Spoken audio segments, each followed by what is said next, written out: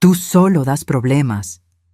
El grito de Patricia resonó por todo el comedor como una tormenta que llega sin avisar. A los 68 años, después de criar a mi hijo Miguel sola desde que tenía 5 años, cuando mi marido nos abandonó para irse con una mujer más joven, después de trabajar doble turno limpiando oficinas y casas para pagarle los estudios, después de cuidarlo durante todas las enfermedades y celebrar todos sus logros, descubrí lo equivocada que había estado toda mi vida sobre lo que significaba la familia. Llevaba 2 meses viviendo en su casa en la colonia del Valle, desde que tuve que vender mi departamentito en la Roma Norte para pagar una operación de emergencia que mi seguro popular no cubrió. El dinero de la venta apenas alcanzó para los gastos médicos y Miguel me ofreció el cuartito de servicio temporalmente. Esa noche de domingo, sentada en la mesa que yo misma había puesto con tanto cariño, escuché las palabras que me rompieron el corazón para siempre. Miguel bajó la mirada hacia su plato de pozole que había preparado con mis propias manos, sin valor para defenderme. Mi nietecito Emilio, de apenas 8 años, me miró con esos ojitos llenos de confusión, sin entender por qué estaban tratando así a su abuelita. El silencio que siguió fue ensordecedor. Podía sentir el peso de mis años, de las articulaciones que me dolían y me hacían caminar más despacio, de la vista cansada que a veces me hacía tropezar con las cosas, de las noches sin dormir, por el insomnio que llega con la edad. Tal vez Patricia tenía razón, tal vez yo realmente era una carga para ellos. Me levanté de la mesa en completo silencio, guardé mi dolor bien adentro del pecho y me fui al cuartito de servicio que me habían dado, pequeño, húmedo, con una sola ventana chiquita que daba al patio del vecino. Era donde guardaban las cajas viejas antes de que yo llegara. Esa noche, acostada en la cama angosta prestada, platiqué con la Virgen de Guadalupe como no lo hacía desde hacía mucho tiempo. Virgencita, dame fuerzas para entender qué debo hacer. Durante toda la madrugada me quedé despierta pensando. Recordé cuando Miguel era chiquito y corría a mis brazos cada vez que yo llegaba cansada del trabajo de la oficina y de la limpieza de casas por las noches. Recordé todos los sacrificios que hice, vendiendo hasta mi anillo de matrimonio para comprarle útiles escolares cuando estaba en la universidad. Ahora, ya titulado en administración y casado con una mujer que me veía como un estorbo, se había olvidado de todo eso. El dolor en el pecho no era solo emocional, era físico, real, como si algo se hubiera quebrado dentro de mí. Cuando salió el sol, me di cuenta de que ya no podía seguir fingiendo que todo estaba bien. Ya no podía seguir aceptando que me trataran como una carga en la vida de las personas que más amaba. Miguel ganaba bien como gerente de una ferretería y Patricia trabajaba como recepcionista en un consultorio médico. No necesitaban mi ayuda económica, solo me aguantaban por obligación. Pero lo que ellos no sabían era que todo estaba a punto de cambiar. Los días que siguieron a esa cena, el ambiente frío en la casa se volvió insoportable. Patricia apenas me dirigía la palabra, y cuando lo hacía, siempre era con ese tono impaciente, como si yo fuera una niña problemática. Miguel siguió evitando mis ojos, refugiándose en el trabajo como excusa para no enfrentar la situación. Solo el pequeño Emilio todavía venía a buscarme, susurrándome, «Abuelita, ¿por qué mi mami te habló así?» en mis oídos durante sus abrazos a escondidas. Yo no sabía qué responderle. ¿Cómo explicarle a un niño que a veces las personas se olvidan de la gratitud, que a veces el amor se convierte en una obligación demasiado pesada de cargar? Empecé a recordar otras cosas que había ignorado durante los últimos meses. Las conversaciones que se detenían cuando yo entraba a la sala. Las miradas impacientes cuando tardaba en subir las escaleras. La forma en que Patricia suspiraba fuerte cada vez que yo necesitaba ayuda con algo. Era como si me hubiera vuelto invisible en mi propia casa, excepto cuando me convertía en un problema que había que resolver. Una tarde, cuando estaba en el 1900 patio tratando de secar mi ropa en un tendedero improvisado para no usar su lavadora, doña Guadalupe, mi amiga de 40 años, se asomó por la reja. Había sido mi vecina durante décadas en el edificio donde vivía antes en la Roma Norte. Esperanza, te extrañé mucho. ¿Cómo te estás adaptando aquí?, me preguntó con cariño genuino. Fue entonces cuando me desahogué. Le conté todo a doña Guadalupe: la humillación en la cena, el trato frío, la sensación de estar sobrando en la vida de mi propio hijo. Ella me escuchó con paciencia y después me dijo algo que cambió mi perspectiva. ¿Te acuerdas de tus hermanas Dolores y Carmen? Ahora viven juntas en la casa que las tres heredaron de tu mamá en Tepoztlán. La semana pasada me encontré a Dolores en el mercado de Medellín. Me dijo que te extrañan mucho y que siempre hay lugar para ti allá. Era verdad. Mi mamá había dejado una casita sencilla en ese pueblito mágico para sus 3 hijas. Yo nunca había ido a vivir allá porque necesitaba trabajar en la Ciudad de México, pero mis hermanas se mudaron después de jubilarse. Esa noche, después de que todos se durmieran, me senté en la cocina con una taza de té de manzanilla y por fin dejé que salieran las lágrimas. Lloré por todos los años de dedicación que parecían haberse olvidado. Lloré por la mujer fuerte que había sido y que ahora se sentía chiquita e indeseada. Lloré por mi nieto, que estaba creciendo en una casa donde faltar el respeto a los ancianos parecía normal. Pero principalmente lloré porque, por primera vez en la vida, me sentí completamente sola en el mundo. Agarré un papel y anoté el teléfono fijo de la casa de mis hermanas, el mismo número que usaba mi mamá años atrás. Y en ese momento, algo dentro de mí finalmente se quebró. Al día siguiente era lunes, y mientras Patricia gritaba a Emilio para que se alistara más rápido para la escuela y Miguel se quejaba del tráfico que lo haría llegar tarde al trabajo, tomé valor y marqué a la casa de mis hermanas. Fue Dolores quien contestó. «Esperanza, qué sorpresa tan hermosa escuchar tu voz después de tanto tiempo», me dijo con alegría verdadera. Le conté todo, la situación humillante en que vivía, cómo me sentía como una carga, la tristeza que cargaba todos los días. Dolores no dudó ni un segundo. «Te vienes para acá hoy mismo si quieres. Carmen y yo estábamos platicando el otro día de cuánto te extrañamos. La casa es grande, tiene 3 recámaras y una de ellas siempre ha sido tuya por derecho». Por primera vez en meses sentí un alivio inmenso en el pecho. Pero había obstáculos reales. Primero, yo tenía apenas una pequeña cantidad de mi pensión guardada, como 3 meses de salario mínimo que había logrado ahorrar en los últimos años vendiendo quesadillas y gorditas caseras. ¿Cómo pagaría una mudanza? ¿Cómo sobreviviría sin depender de nadie? Dolores y Carmen resolvieron eso rapidito. «No te preocupes por la mudanza. Tenemos una camionetera aquí, y tus ahorros van a ser suficientes hasta que te organices. Aquí la vida es más barata y podemos sembrar nuestra propia milpa». El segundo obstáculo era más difícil, mi propia culpa. Me sentía cobarde por abandonar a mi hijo, aunque él me tratara mal. ¿No debería intentar una vez más? ¿No debería perdonar y olvidar?, le pregunté a Dolores. «Esperanza», me dijo mi hermana con firmeza. «Tú criaste a un buen hombre, pero se le olvidó valorar a quien lo hizo crecer. A veces, las personas solo se dan cuenta de lo que perdieron cuando ya es muy tarde». Carmen agarró el teléfono y completó. «Hermana, tú mereces vivir tus últimos años con dignidad y cariño, no como una carga. Vente para la casa». Sin decirle nada a nadie, empecé a hacer preparativos en silencio.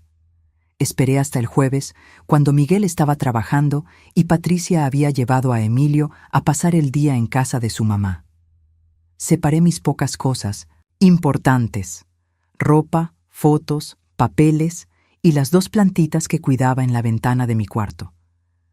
Dolores llegó con un compadre que tenía camionetera y en 2 horas todo estaba listo. Dejé sobre la cama tendida apenas un papelito sencillo. «Gracias por enseñarme que ya no soy bienvenida aquí. Decidí irme a vivir con mis hermanas, donde todavía me quieren. El cuartito está libre para que lo usen otra vez como bodega. No se preocupen por mí. Agarré mi bolsa con los papeles y la poquita cantidad que había guardado. Miré una última. ¿Ves el cuartito que nunca había sido verdaderamente mi hogar? Y cerré la puerta. Dejé las llaves en la mesa de la cocina junto al papelito. Y cuando ellos llegaron a la casa, todo lo que quedaba era un papel.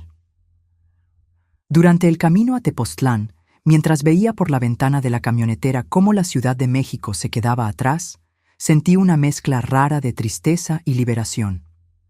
No era fácil dejar la ciudad donde había vivido toda mi vida, donde estaban todos mis recuerdos, donde había criado a mi hijo. Pero también me daba cuenta de que ya no me quedaba nada ahí que me hiciera sentir verdaderamente en casa. Dolores y Carmen platicaron durante todo el viaje, contándome sobre la vida en el pueblo, sobre los vecinos, sobre los cambios que habían hecho en la casa. Me hablaron de la señora que vendía las tortillas más ricas del pueblo, del padre nuevo de la iglesia que organizaba posadas padrísimas, del mercadito donde conseguíamos todo fresco. Y espérate a que veas el jardín, me dijo Carmen con emoción. Tenemos chiles, jitomates, quelites, hasta un arbolito de aguacate que ya está dando frutos. La idea de tener mi propia tierra para sembrar, después de años viviendo en departamentos chiquitos y ahora en un cuartito prestado, me llenó de una ilusión que no sentía desde hacía mucho tiempo. Durante una parada para comprar refrescos, aprovechamos para llamar por teléfono a la casa de Miguel. Fue Patricia quien contestó. Se escuchaba alterada. «Señora Esperanza, ¿dónde está? Miguel la está buscando por todos lados». Le expliqué calmadamente que había decidido irme a vivir con mis hermanas, que ya no quería ser una molestia para nadie, que esperaba que pudieran ser más felices sin tener que cargar conmigo. Patricia se quedó callada por un momento y después empezó a hablar más rápido. «No, no puede irse así. ¿Qué le vamos a decir a Emilio? Él la anda buscando por toda la casa». Esas palabras me dolieron más de lo que esperaba, pero ya había tomado mi decisión. Dígale a mi nieto que su abuelita lo ama mucho, pero que necesita estar donde la quieran. Cuando sea más grande, va a entender. Colgué el teléfono con manos temblorosas, pero con el corazón más tranquilo de lo que había estado en meses. La casa de Tepoztlán era exactamente como la recordaba de mis visitas de niña. Sencilla pero acogedora, con un patio grande lleno de plantas y árboles frutales. Era la misma casa donde pasábamos las vacaciones cuando éramos chicas, humilde, pero llena de amor, con vista a los cerros que rodeaban el pueblo. Dolores y Carmen me recibieron como a una hermana que regresa a su verdadero hogar. «Bienvenida de vuelta a nuestro nidito», me dijo Carmen con lágrimas en los ojos. El cuarto que me dieron había sido mío cuando era adolescente. El mismo papel tapiz de florecitas, la misma vista hacia la montaña. Por primera vez en meses me sentí verdaderamente en casa. Esa noche, acostada en mi nueva cama, rodeada del olor a flores del jardín y del silencio tranquilo del pueblo, platiqué, otra vez con la Virgencita. Pero esta vez no fue para pedirle fuerzas para aguantar. Fue para agradecerle por haberme dado el valor de elegir mi propia dignidad. No sabía qué iba a pasar después. No sabía si Miguel y Patricia se darían cuenta de lo que habían perdido. No sabía si algún día me perdonaría a mí misma por haber abandonado a mi nieto. Pero sí sabía una cosa. Por primera vez en mucho tiempo, me sentía libre. Libre de pretender que estaba bien cuando no lo estaba. Libre de aceptar migajas de cariño cuando merecía amor completo. Libre de cargar con la culpa de molestar a Milo y Cinto, las personas que supuestamente me amaban. Al día siguiente, mientras desayunábamos atole de masa y pan dulce que había comprado Carmen en la panadería del pueblo, mis hermanas me contaron más detalles sobre su vida en Tepoztlán.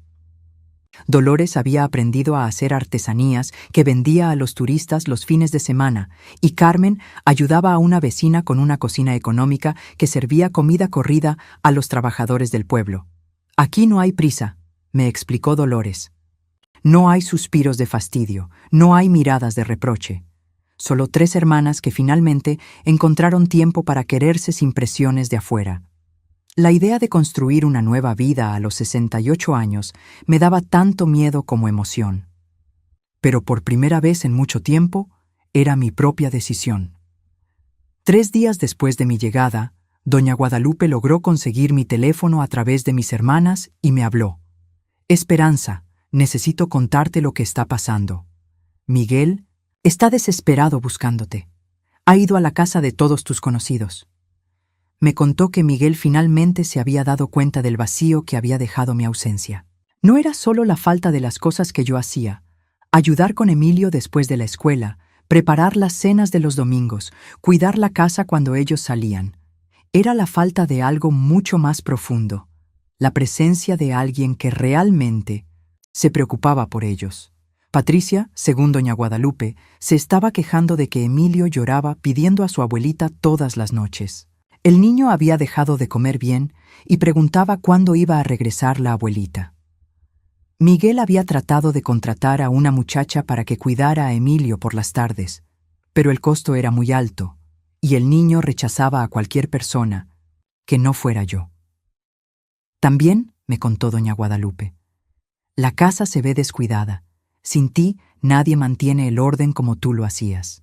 Sin ti, limpiando y organizando todo, ellos se dieron cuenta de cuánto trabajo hacías sin que lo notaran. Escuchar eso me dio una satisfacción amarga. Por años había trabajado silenciosamente, manteniendo su casa funcionando, y solo hasta que me fui se dieron cuenta de todo lo que había perdido. Pero también me dolía saber que mi nieto estaba sufriendo por culpa de los errores de sus papás. Una semana después, Miguel logró averiguar dónde estaba a través de un vecino viejo que se acordaba de mis hermanas. Apareció en nuestra puerta una tarde de sábado, flaco, con ojeras profundas, las manos temblando. «Amá, por favor, perdónanos. Regresa a la casa. Emilio no para de llorar. La casa está hecha un desastre, y me di cuenta de que tú hacías mucho más por nosotros de lo que yo me imaginaba». Miré al hombre que había criado, que había sido toda mi vida, y sentí una tristeza infinita. «Miguel», le dije con voz calmada, «ustedes me enseñaron exactamente cómo me ven. Ahora yo encontré mi lugar y ya no es siendo tratada como una carga». Él lloró, me suplicó, prometió que Patricia había cambiado de opinión.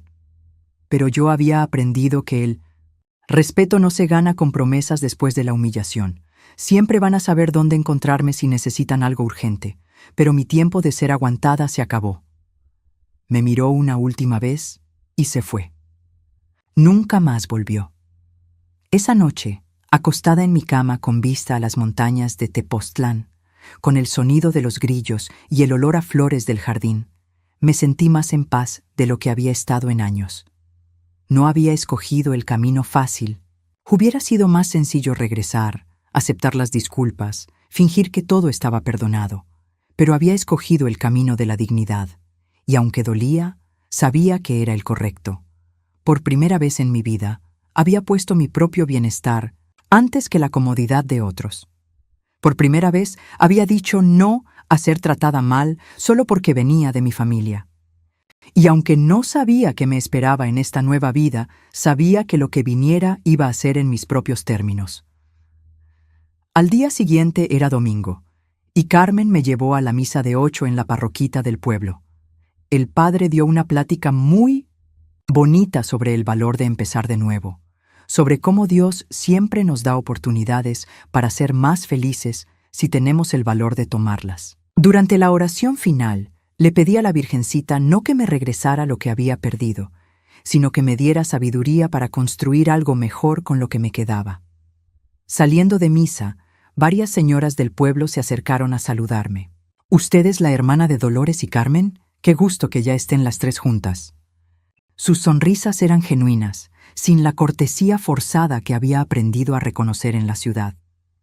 Esa tarde, sentada en el portal de la casa viendo el atardecer sobre los cerros, me di cuenta de algo importante. Por primera vez en meses, no tenía esa sensación de estar estorbando. No había nadie suspirando porque tardaba en hacer algo, nadie evitando mis ojos, nadie hablando de mí como si fuera un problema que resolver. Solo había 3 hermanas disfrutando la tarde juntas, planeando qué sembrar en la milpa, decidiendo qué película ver en la televisión vieja. Era una felicidad simple, pero real. Y después de tantos meses sintiéndome como un mueble viejo que nadie quería pero que no se atrevían a tirar, esa sensación de estar donde me querían era como medicina para el alma. Mientras preparábamos la cena, quesadillas de flor de calabaza que habíamos cortado del jardín, Carmen me preguntó si me arrepentía de haber venido. ¿Extrañas la ciudad? ¿Extrañas a Miguel y a Emilio? La pregunta me hizo pensar. Claro que extrañaba a mi nieto, sus abrazos, sus preguntas curiosas, la forma en que me buscaba cuando tenía pesadillas. Pero no extrañaba la tristeza constante. No extrañaba sentirme invisible. No extrañaba caminar en puntitas por mi propia casa para no molestar. Extraño a las personas que creía que eran, le respondí. Pero no extraño cómo me hacían sentir. Esa respuesta me sorprendió hasta a mí misma, pero era la verdad más honesta que había dicho en mucho tiempo. Esa noche, antes de dormir, escribí en un cuaderno viejo que encontré en el closet. No era un diario. Solo quería anotar mis pensamientos para no olvidarme de este momento. Escribí: hoy empecé una nueva vida a los 68 años. No sé qué va a pasar, pero sé que va a ser mío. Ya no voy a permitir que me traten como una carga. Ya no voy a fingir que estoy bien cuando no lo estoy. Ya no voy a aceptar migajas de cariño cuando merezco amor completo. Cerré el cuaderno y lo guardé en el cajón del buró. Algún día, cuando fuera una viejita de verdad, lo iba a leer y me iba a acordar del día en que decidí empezar a vivir para mí. Los días siguientes fueron de pura adaptación. Dolores me enseñó la rutina del pueblo, a qué hora pasaba el camión para ir al mercado, cuáles eran las mejores tienditas, dónde vendían el mejor pan. Carmen me presentó con las vecinas y me explicó cómo funcionaba la vida comunitaria. ¿Quién necesitaba ayuda con qué? ¿Cómo se organizaban para las fiestas del pueblo? ¿Quién tenía los mejores chismes? Era un mundo completamente diferente al de la ciudad, donde había vivido anónimamente durante décadas. Aquí, todo mundo se conocía, todo mundo se cuidaba, todo mundo tenía tiempo para platicar. Una mañana, mientras regaba las plantas del jardín, llegó el cartero con una carta certificada de la Ciudad de México. Era de Miguel. Con manos temblorosas abrí el sobre, esperando tal vez una súplica final o tal vez reproches por haberlos abandonado. Pero lo que encontré me sorprendió. Era una carta corta, escrita a mano. Amá, no te escribo para pedirte que regreses. Entendí que ya tomaste tu decisión. Solo quiero que sepas que me di cuenta de todos mis errores. Emilio te extraña mucho, pero respeto que necesites estar donde te valoren. Si algún día quieres venir a visitarnos, vas a ser bienvenida. Si no, voy a entender. Te amo y te pido perdón por todo. Firmaba: tu hijo que aprendió demasiado tarde, Miguel. Esa carta me hizo llorar, pero no de tristeza. Lloré porque por fin mi hijo había entendido. No me estaba pidiendo que regresara por su conveniencia. Me estaba pidiendo perdón por haberme lastimado. Era el tipo de disculpa que había esperado escuchar durante meses, pero que llegaba cuando ya había aprendido a vivir sin ella. Guardé la carta en el mismo cajón donde tenía mi cuaderno. Tal vez algún día le respondería, o tal vez ese reconocimiento era suficiente para cerrar ese capítulo de mi vida. Esa tarde, cuando mis hermanas regresaron del mercado, les conté sobre la carta. Dolores me dijo algo muy sabio. A veces las personas necesitan perder algo para darse cuenta de su valor. Miguel aprendió, pero tú ya habías aprendido algo más importante: a valorarte a ti misma. Carmen agregó: no importa si él cambió o no. Lo que importa es que tú cambiaste. Ya no eres la mujer que acepta ser tratada mal por miedo a quedarse sola. Tenían razón. La carta de Miguel era reconfortante, pero ya no era necesaria para mi felicidad. Había encontrado mi paz sin depender del arrepentimiento de otros. Mientras preparábamos la comida, unas enchiladas verdes con pollo del que criábamos en el patio, me di cuenta de algo maravilloso. Hacía días que no pensaba en Miguel, Patricia con dolor. Pensaba en ellos con una mezcla de tristeza y esperanza. Tristeza por lo que había perdido, pero esperanza de que tal vez hubieran aprendido algo de esta experiencia. Pero ya no era mi responsabilidad enseñarles o salvarlos. Mi única responsabilidad era hacia mí misma y hacia las personas que sí me valoraban. Y en esa cocina sencilla, rodeada de mis hermanas que me querían sin condiciones, había encontrado algo que no sabía que estaba buscando: la paz de estar donde pertenecía. Esa noche, acostada en mi cama con vista a las estrellas que brillaban, más intensamente que en la ciudad, pensé en todo lo que había cambiado en apenas 2 semanas.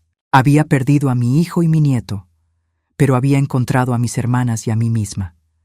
Había perdido la seguridad económica de vivir en casa de Miguel, pero había ganado la tranquilidad emocional de vivir donde me querían. Había perdido la comodidad de la ciudad, pero había ganado la serenidad del campo. No todos los cambios son pérdidas, a veces son liberaciones disfrazadas de finales. Y mientras me quedaba dormida con el sonido de los grillos y el olor a jazmines del jardín, supe que había tomado la decisión correcta. Por fin estaba en casa. Las primeras semanas en Tepoztlán fueron como despertar de una pesadilla larga y confusa. Cada mañana abría los ojos esperando escuchar los gritos de Patricia regañando a Emilio, o el sonido del televisor demasiado fuerte en la sala, pero en su lugar me llegaba el canto de los pájaros y el olor a café de olla que preparaba Carmen en la estufa de leña. Era como si hubiera viajado no solo de lugar, sino de tiempo, de vuelta a una época donde las cosas importantes eran simples: tener que comer, dónde dormir y gente que te quisiera sin condiciones. Dolores tenía una rutina muy organizada. Se levantaba a las 5:30 para darles de comer a las gallinas y recoger los huevos frescos. Después ponía el nixtamal a cocer para hacer las tortillas del día. Carmen se encargaba del jardín, regaba las plantas, cortaba los quelites para la comida, revisaba que los chiles estuvieran creciendo bien. Yo me integré a sus actividades poco a poco, redescubriendo habilidades que había olvidado durante cientos años de vida citadina. Mis manos, que habían perdido fuerza limpiando oficinas, volvieron a ser útiles desgranando maíz y moliendo especias en el metate que había sido de nuestra mamá. Pero las noches eran las más difíciles. Cuando mis hermanas se dormían y la casa quedaba en silencio, mi mente se llenaba de recuerdos que llegaban sin avisar. Recordaba a Miguel de niño, cuando tenía pesadillas y se metía a mi cama temblando de miedo. «Amá, soñé que te ibas y me dejabas solo», me decía con su vocecita asustada. Yo lo abrazaba fuerte y le prometía: «Nunca te voy a dejar, mijito. Siempre voy a estar aquí para cuidarte». Qué ironía que ahora fuera yo la que se había ido, y él el que se había quedado solo, enfrentando las consecuencias de sus propias decisiones. También recordaba los sacrificios que había hecho durante 1960, tantos años, sacrificios que Miguel parecía haber olvidado completamente. Cuando él tenía 7 años y enfermó de neumonía, yo vendí mi televisión para pagar los medicamentos que necesitaba. Durante toda su adolescencia trabajé doble turno, de día limpiando oficinas y de noche cuidando a una señora enferma, para poder pagarle la escuela privada donde estudió. Cuando se graduó de la preparatoria quería estudiar administración, pero la colegiatura era carísima. Yo empeñé todo lo que tenía de valor: los aretes de oro que me había regalado mi mamá, el reloj que me dieron cuando me jubilé de mi primer trabajo, hasta la máquina de coser con la que hacía trabajitos extras. El día que Miguel se tituló fue uno de los más felices de mi vida. Lo vi subir al escenario a recibir su diploma, tan guapo en su toga y birrete, y pensé que todos esos años de cansancio habían valido la pena. Después de la ceremonia, fuimos a comer a un restaurante sencillo. Era todo lo que podía pagar. Y él me dijo con lágrimas en los ojos: «Amá, todo esto te lo debo a ti. Algún día te voy a regresar todo lo que has sacrificado por mí». Nunca esperé que me regresara nada material. pero sí esperé que al menos recordara esos sacrificios, cuando yo necesitara su comprensión y su cariño. Cuando Miguel conoció a Patricia, yo tenía sentimientos encontrados. Por un lado, estaba feliz de que hubiera encontrado a alguien que lo quisiera, pero por otro lado, me preocupaba la forma en que ella hablaba de las personas que trabajaban en servicios. No entiendo cómo la gente puede conformarse con trabajos tan simples, decía con desprecio, sin saber que su futura suegra había pasado décadas haciendo exactamente esos trabajos para sacar adelante a su hijo. Miguel nunca la corrigió, nunca defendió a las personas como yo. Era como si le diera vergüenza reconocer de dónde venía realmente. La boda fue otro momento doloroso que ahora, en la tranquilidad de Tepoztlán, podía recordar con claridad. Patricia quería una ceremonia elegante, muy por encima de nuestras posibilidades. Miguel me pidió que contribuyera con los gastos, y yo, como siempre, dije que sí. Vendí algunas de las pocas joyas que me quedaban y les di el dinero sin quejarme. Pero el día de la boda me sentí como una invitada de segunda clase. Me sentaron en una mesa al fondo, lejos de la familia de Patricia, y nadie se molestó en presentarme como la madre que hizo posible la educación del novio. Era solo la mamá de Miguel, como si eso fuera lo único que me definiera. Durante los primeros años de su matrimonio, yo trataba de mantener una relación cercana con ellos. Los visitaba cada domingo, siempre llevando algo de comer que había preparado con mis propias manos. Patricia recibía mi comida con cortesía forzada, pero yo notaba cómo a veces la veía con fastidio cuando pensaba que no me daba cuenta. Miguel, dile a tu mamá que no necesita traernos comida. Nosotros podemos comprar lo que queramos, la escuché decir una vez desde la cocina. Miguel murmuró algo que no alcancé a escuchar, pero nunca me dijo nada directamente. Cuando nació Emilio, pensé que las cosas iban a cambiar. Pensé que tener un bebé los haría más sensibles, más agradecidos con la familia. Durante los primeros meses, Patricia sí necesitó mi ayuda. Yo iba todas las tardes a cuidar al niño mientras ella descansaba. Pero en cuanto se adaptó a la maternidad, empezó a poner límites sutiles. Señora Esperanza, gracias, pero ya no necesitamos que venga todos los días. Solo los fines de semana está bien. Los fines de semana se volvieron domingos nada más. Los domingos se volvieron domingos de vez en cuando. Emilio creció con cariño hacia mí, pero también crecía en una casa donde escuchaba comentarios despectivos sobre las personas mayores. Los viejitos son muy lentos, decía Patricia cuando algún anciano tardaba en la fila del banco. Los abuelitos siempre están de quejumbrosos, comentaba cuando veía noticias sobre problemas de los adultos mayores. Yo me mordía la lengua y no decía nada, pero me dolía que mi nieto estuviera aprendiendo a ver a los ancianos como cargas molestas. ¿Qué iba a pensar de mí cuando yo fuera más vieja y más lenta? La primera vez que mencionaron lo del asilo fue hace como 6 meses, mucho antes de que yo fuera a vivir con ellos. Miguel vino a visitarme a mi departamento en la Roma Norte y me platicó como si fuera una conversación casual. Amá, Patricia y yo hemos estado viendo unas residencias para adultos mayores que están muy bonitas. Tienen actividades, médico, de planta, gente de tu edad. ¿No te llama la atención? Yo le dije que no, que me gustaba mi independencia, que mientras pudiera valerme por mí misma, prefería mi casita. Él no insistió ese día, pero yo supe que la idea ya estaba plantada en su cabeza.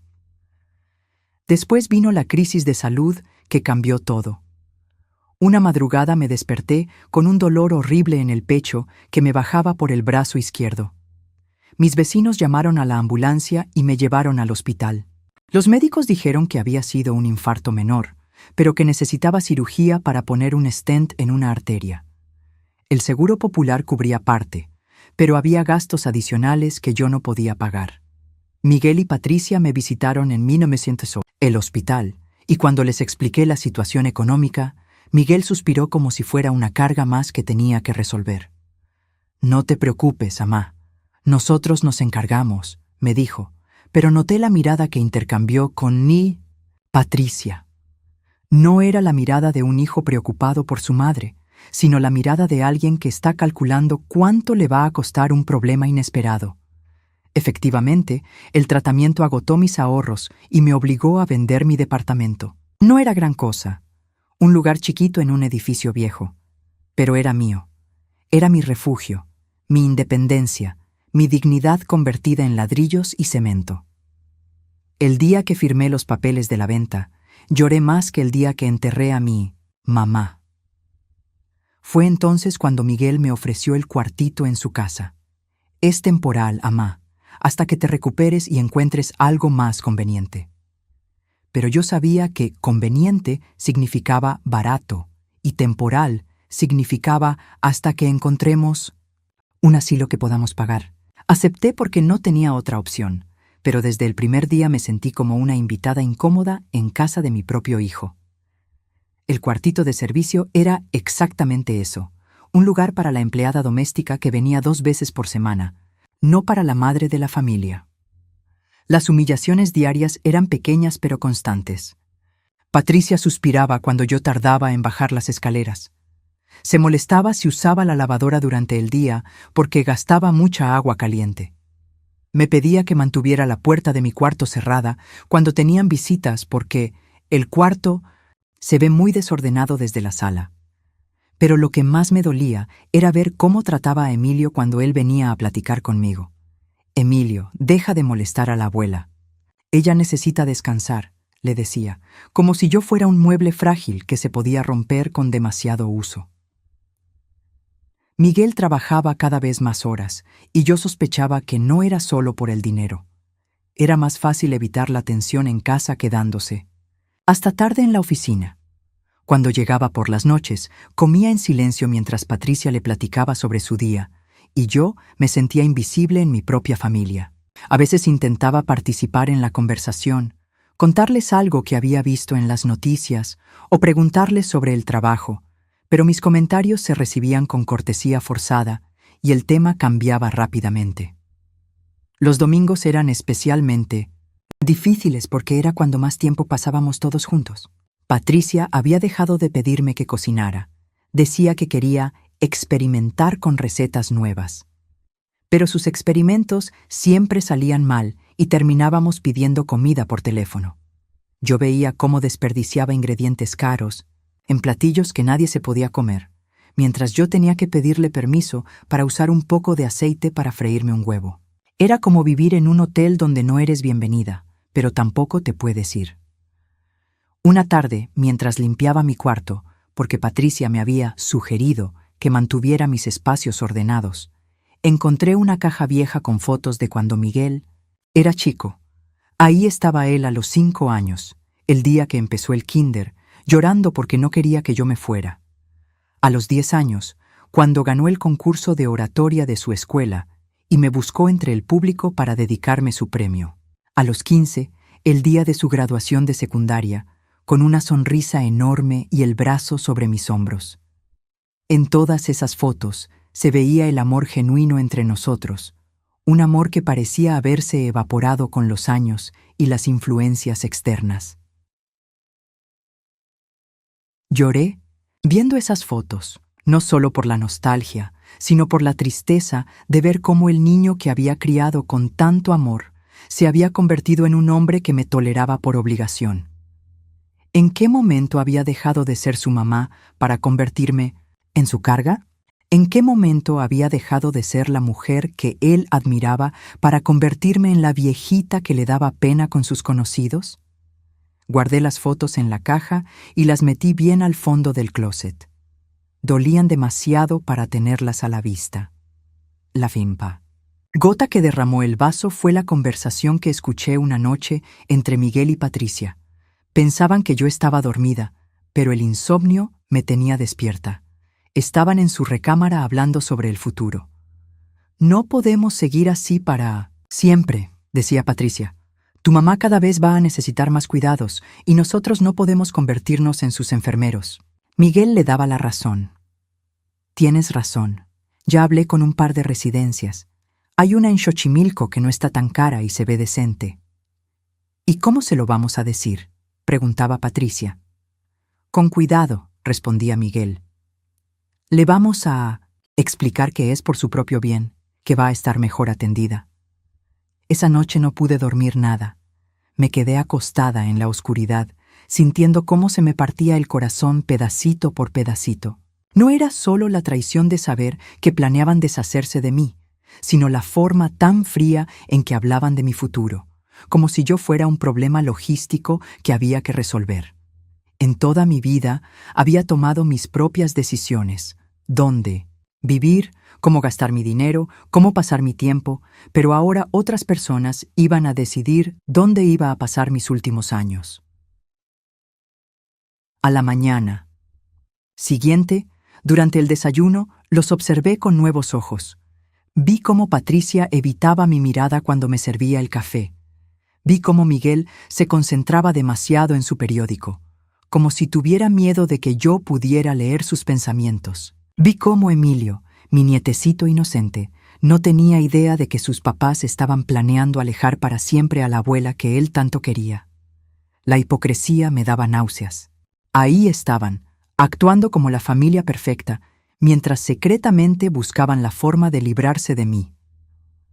Fue en ese momento cuando tomé la decisión que cambiaría todo.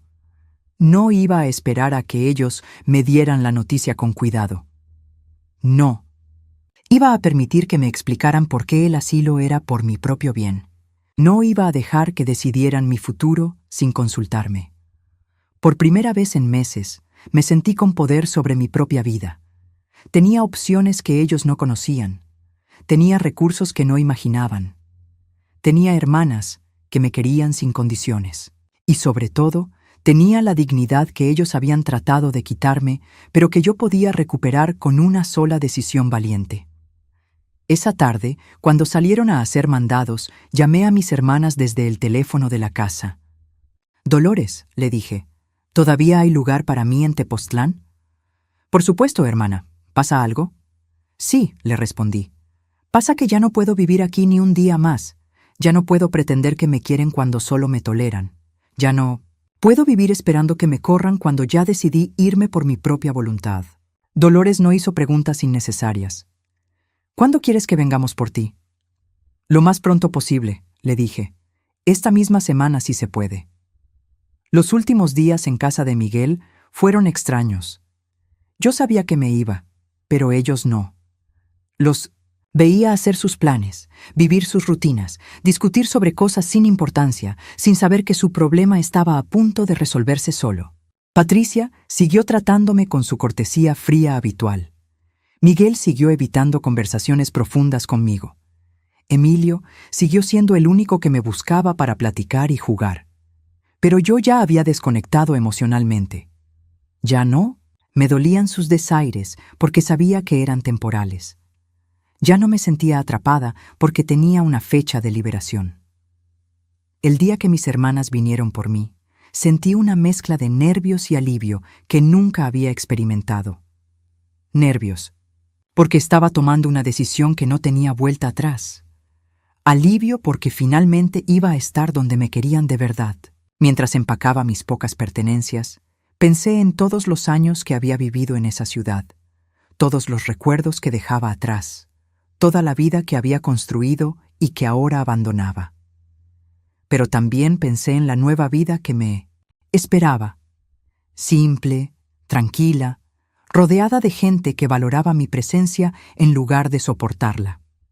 Cuando cerré la puerta del cuartito por última vez, no sentí tristeza, sentí liberación. Era como quitarme un zapato que me había estado apretando durante meses. Finalmente podía respirar profundo. Finalmente podía caminar sin medir cada paso. Finalmente podía ser yo misma sin pedir disculpas por existir. El billete que dejé fue corto y directo, sin reproches innecesarios, pero también sin falsas cortesías. Era mi última comunicación con ellos y quería que fuera honesta y clara. Durante el viaje a Tepoztlán, mientras veía por la ventana cómo la ciudad se hacía más pequeña hasta desaparecer, pensé en Miguel y Patricia llegando a casa y encontrando mi mensaje. ¿Se sentirían culpables? ¿Se sentirían aliviados? ¿Se darían cuenta de lo que habían perdido o se concentrarían en lo que habían ganado? En ese momento no me importaba. Solo me importaba el camino hacia adelante, hacia mis hermanas, hacia mi nueva vida, hacia la dignidad que había tardado 68 años en aprender a valorar y defender. Esa noche, acostada en mi nueva cama en Tepoztlán, por primera vez en meses, no tuve pesadillas. No soñé con asilos, ni con miradas de fastidio, ni con suspiros de impaciencia. Soñé con el jardín que iba a ayudar a cuidar, con las tortillas que iba a aprender a hacer en el comal de barro, con las tardes tranquilas platicando, con mis hermanas bajo la sombra del árbol de aguacate. Soñé con una vida donde ser vieja no era un pecado que había que esconder, sino una etapa natural que había que vivir con dignidad y paz. Y cuando desperté al día siguiente con el canto de los gallos y el olor del café de olla, supe que había tomado la decisión correcta. Finalmente estaba en casa. Los primeros días en Tepoztlán fueron como aprender a caminar otra vez después de estar mucho tiempo sentada en una silla incómoda. Cada mañana me despertaba sin el nudo en el estómago que había cargado durante meses. No había voces impacientes apurándome. No había suspiros de fastidio si tardaba en bajar a desayunar. No había miradas que me recordaran que estaba de más. Por primera vez en mucho tiempo podía moverme por una casa sintiendo que pertenecía ahí. Dolores y Carmen tenían una rutina muy establecida que me fue enseñando poco a poco. «No hay prisa, hermana», me decía Carmen cuando yo trataba de ayudar con todo desde el primer día. «Aquí tenemos tiempo para que te acostumbres a tu ritmo». Qué diferente era eso. A la casa de Miguel, donde todo tenía que hacerse rápido para no estorbar las actividades importantes de Patricia. Aquí, mis actividades también eran importantes. Si yo quería pasar la mañana aprendiendo a usar el metate para moler especias, mis hermanas se sentaban a platicar conmigo mientras yo practicaba. Si me tardaba en tender la ropa porque me dolían las manos, ellas me esperaban sin prisa y sin reproches. La casa de Tepoztlán era muy diferente a todo lo que había conocido en los últimos años. Era una construcción antigua pero sólida, con paredes gruesas que mantenían el fresco durante el día y conservaban el calor por las noches. Tenía un patio central grande con un pozo viejo que ya no funcionaba, pero que estaba rodeado de macetas con geranios y bugambilias. La cocina era amplia, con una estufa de leña además de la de gas, y tenía una alacena de madera donde mis hermanas guardaban los granos, las especias y los chiles secos que compraban en el mercado del pueblo.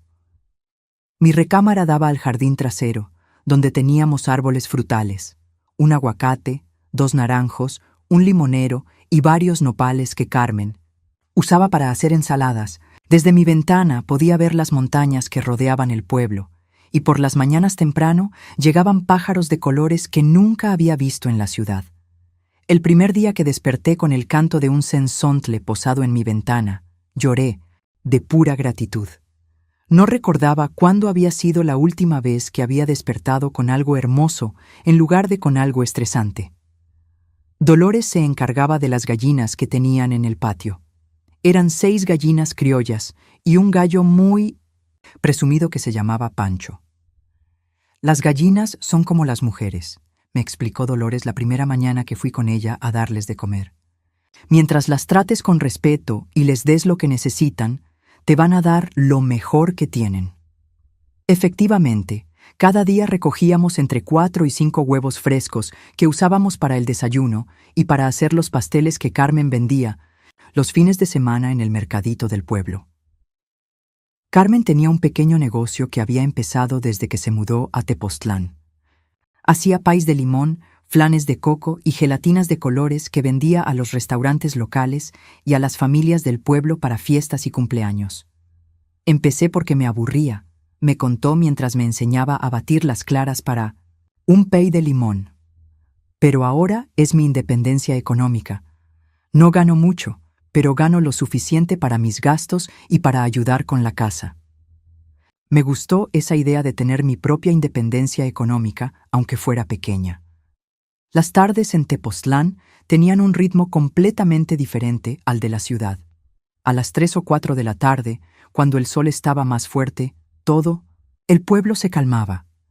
Los comercios cerraban por unas horas. La gente se refugiaba en sus casas y nosotras nos sentábamos en el portal con vasos de agua fresca a ver pasar la vida. A veces llegaban turistas perdidos preguntando por el centro del pueblo. A veces pasaba doña Remedios, la vecina de enfrente, a contarnos los chismes del día. A veces simplemente nos quedábamos en silencio, cada una con sus pensamientos, pero juntas. Fue durante una de esas tardes tranquilas cuando empecé a darme cuenta de lo cansada que había estado durante los últimos años.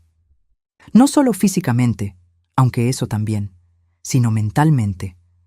En casa de Miguel había vivido siempre en estado de alerta, midiendo cada palabra para no molestar, calculando cada movimiento para no estorbar, evaluando cada gesto para no parecer demasiado necesitada o demasiado entrometida.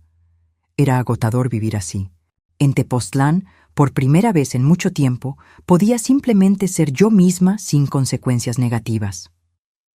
Una semana después de mi llegada, doña Guadalupe me llamó desde la Ciudad de México. Dolores contestó el teléfono y me lo pasó. «Esperanza, mijita, ¿cómo estás? ¿Ya te acostumbraste al pueblo?» Me dio mucho gusto escuchar su voz. Le conté sobre mi nueva rutina, sobre mis hermanas, sobre la paz que había encontrado. Pero también le pregunté por Miguel y Patricia.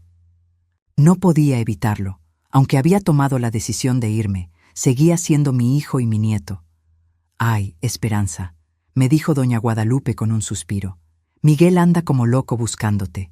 Fue a mi casa 3 veces preguntando si sabía dónde. Estabas. Se ve muy mal, flaco, ojeroso, como si no durmiera. Patricia también se ve diferente. Ya no anda tan altanera como antes». Me contó que habían contratado a una muchacha para que cuidara a Emilio por las tardes, pero que el niño no la aceptaba. «Llora mucho pidiendo por su abuelita», me dijo, «y la muchacha cobra muy caro, casi la mitad del sueldo de Miguel». Esa información me causó sentimientos contradictorios. Por un lado, una parte vengativa de mí se sentía satisfecha de saber que mi ausencia había causado problemas.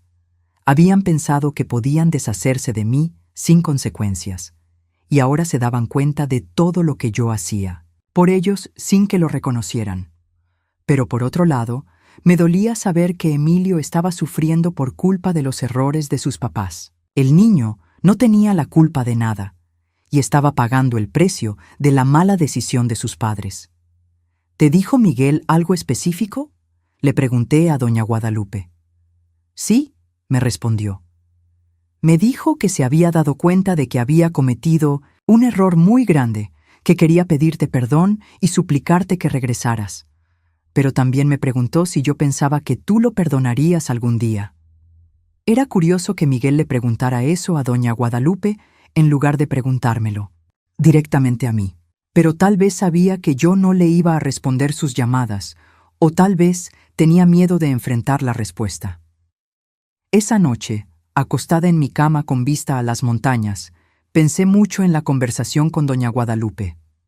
Miguel estaba sufriendo, y una parte de mí, la parte que había sido mamá durante 40 años, quería consolarlo.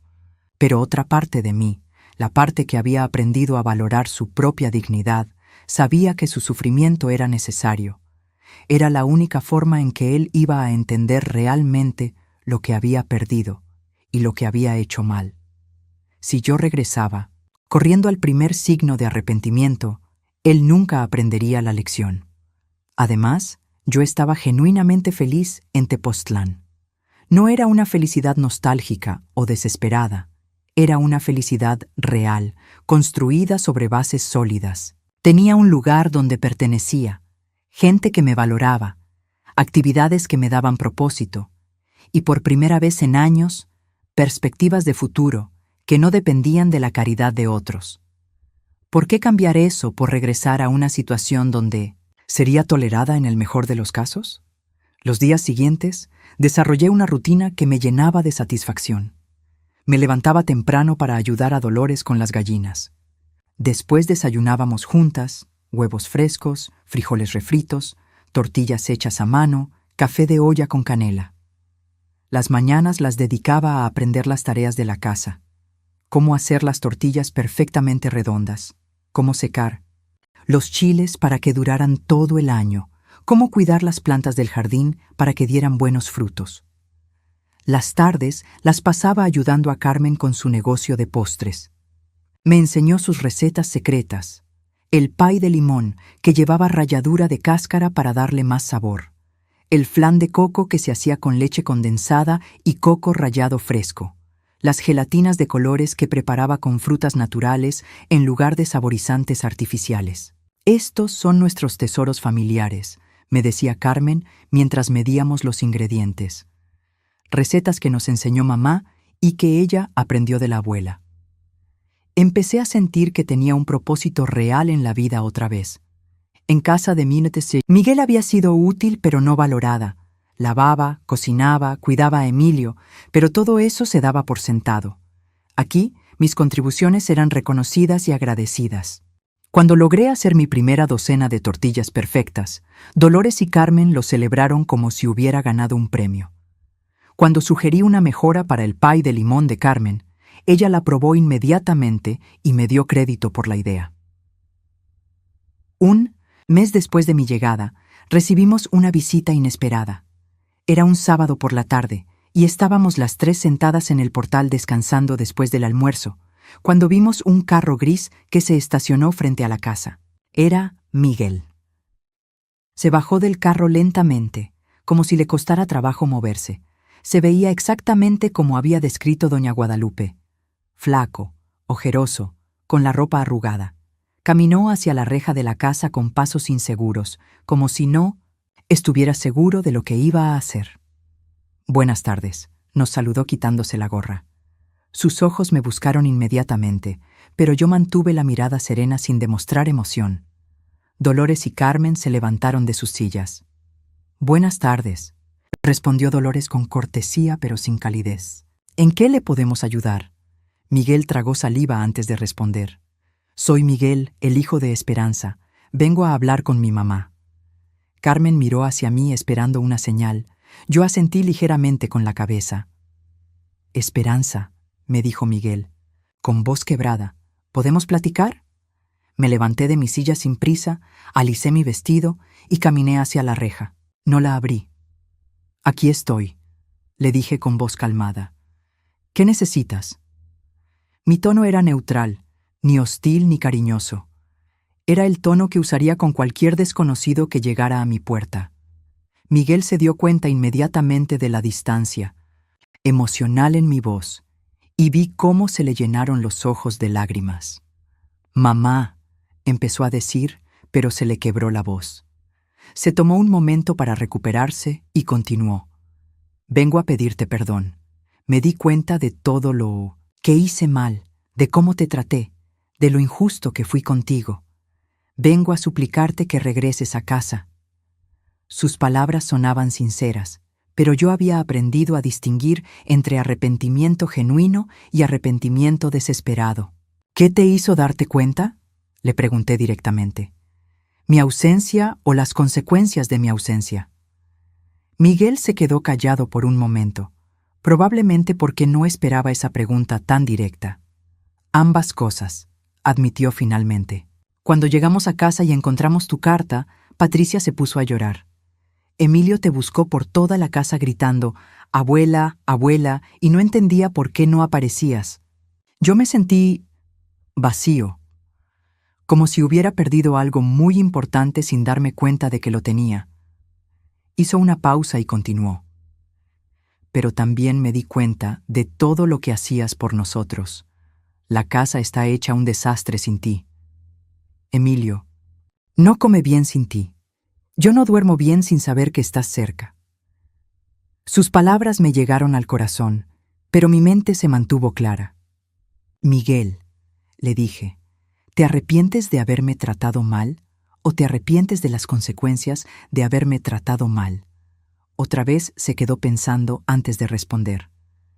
«Creo que las dos cosas», dijo honestamente. «Pero me duele más haberte lastimado que los problemas que me causó». Era una respuesta más madura de lo que esperaba, pero aún no era suficiente. «¿Y Patricia?», le pregunté. ¿Ella también se arrepiente o solo quiere que regrese su niñera gratis? Miguel bajó la mirada. Patricia, está confundida.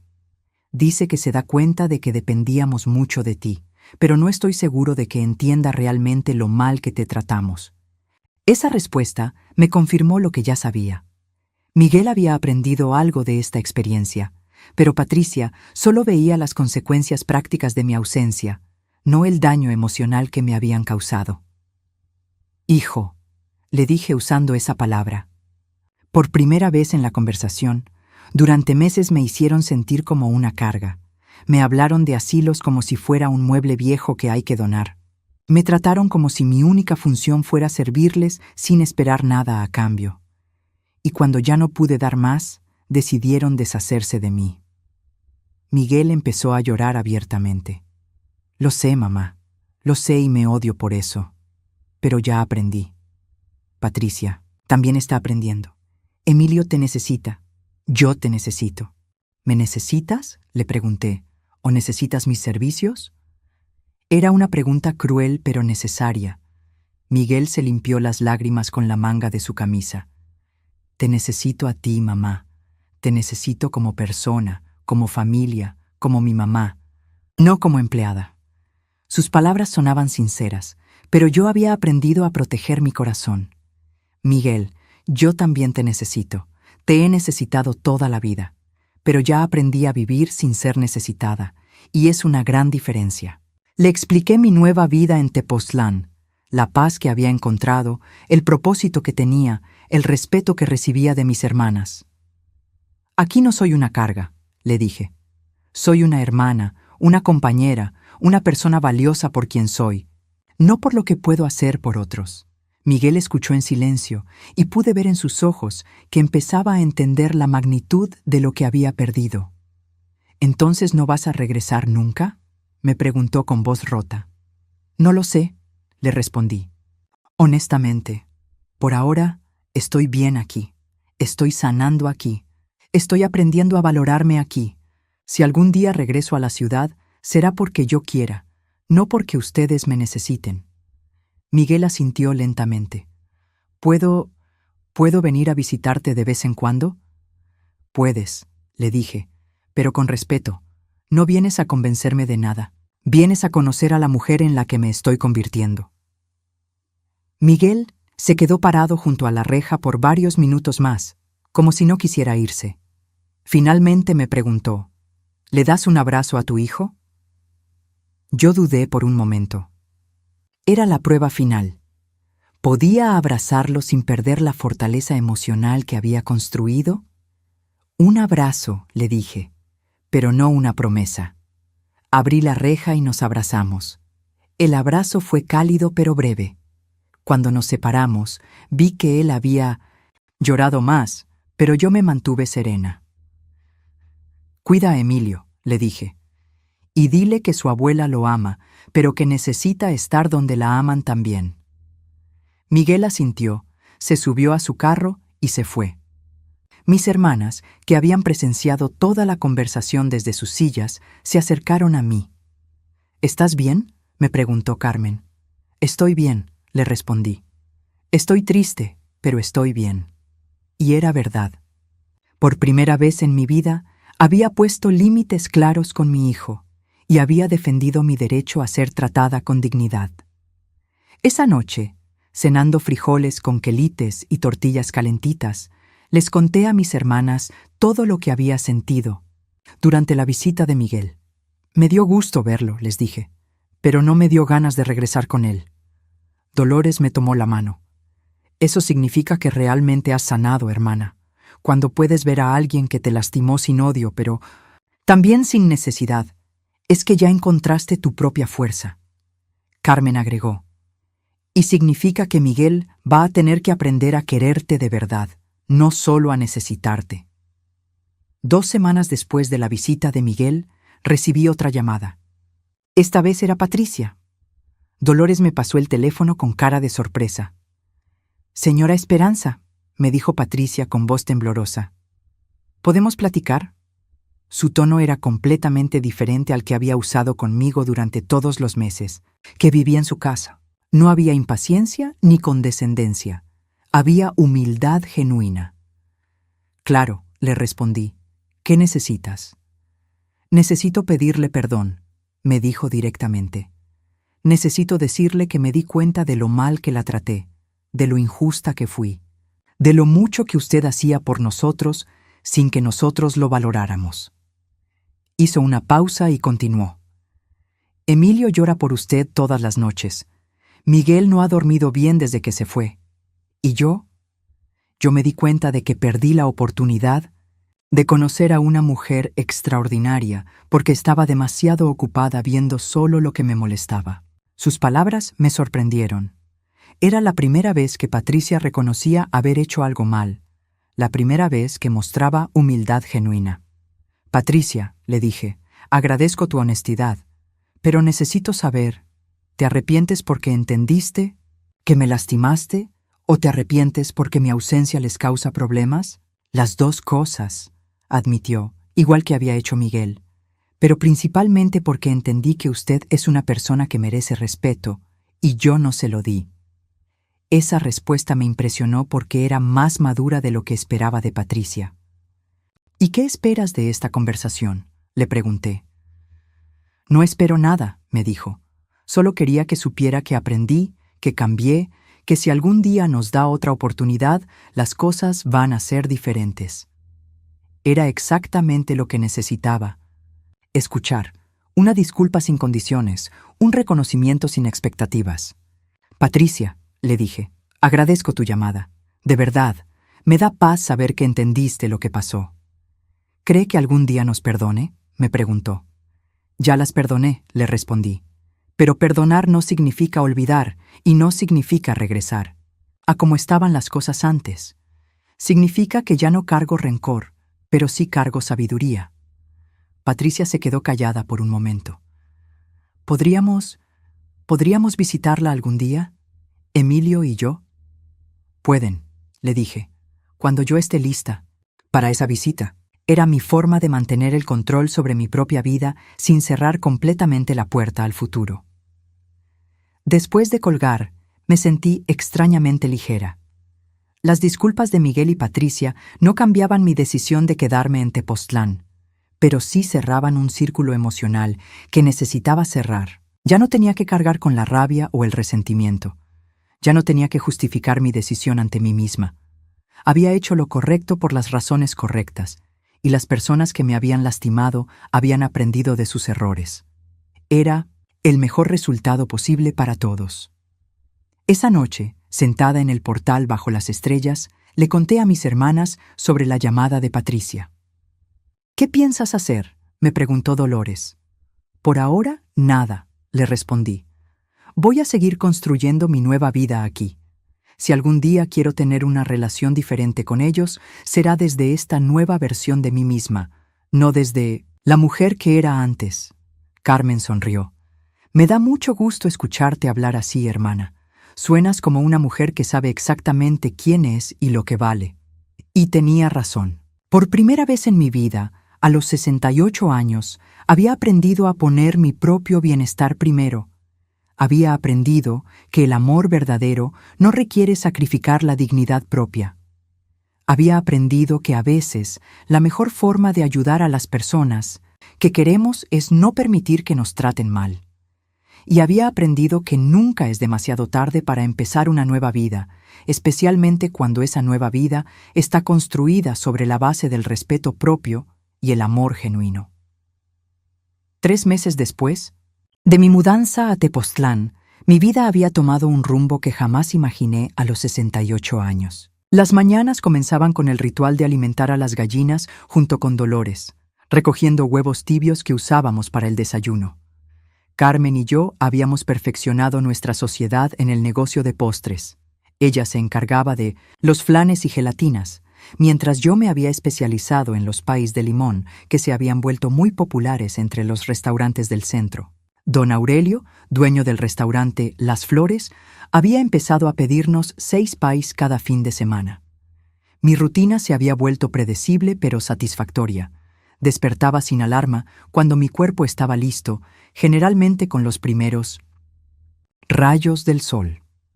Después del desayuno, dedicaba la mañana a las tareas domésticas, no como obligación, sino como participación natural en una vida compartida. Las tardes las pasaba en el jardín, aprendiendo de Carmen cómo cuidar las plantas frutales. Había descubierto que tenía buena mano para las flores. Las bugambilias que planté junto a la cerca habían crecido enormemente y llenaban el patio de color morado intenso.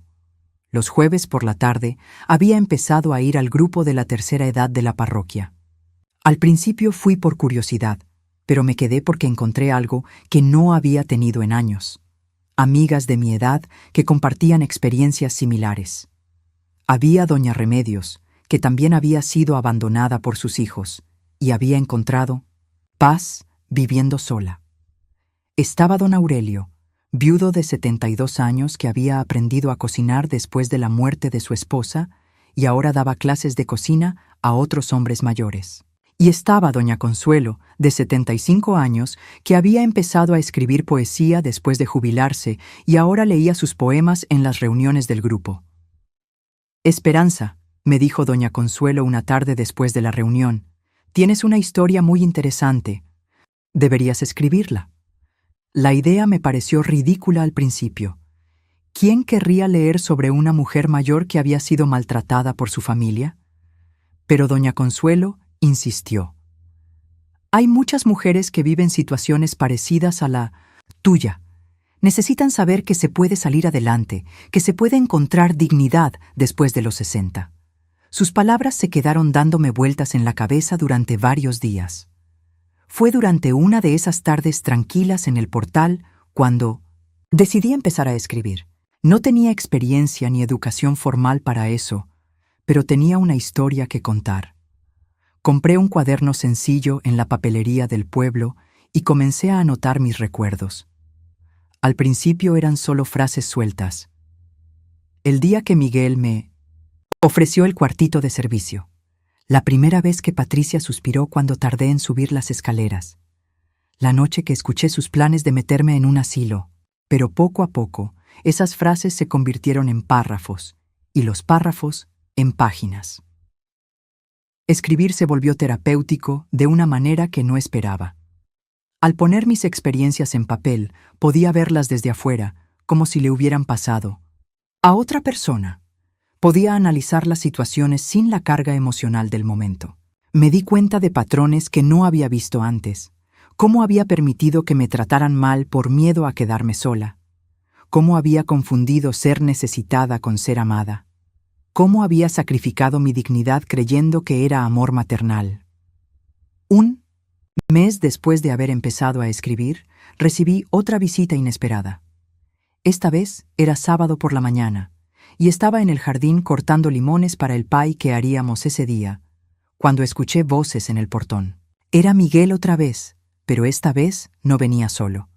Con él estaba Emilio, mi nietecito, que tenía los ojos rojos como si hubiera estado llorando durante todo el viaje. Mi corazón se aceleró al verlo. Había crecido notablemente en estos meses, y se veía más delgado de lo que recordaba.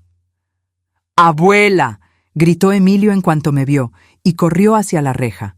Yo dejé los limones en el suelo y caminé hacia él, pero no abrí la reja inmediatamente.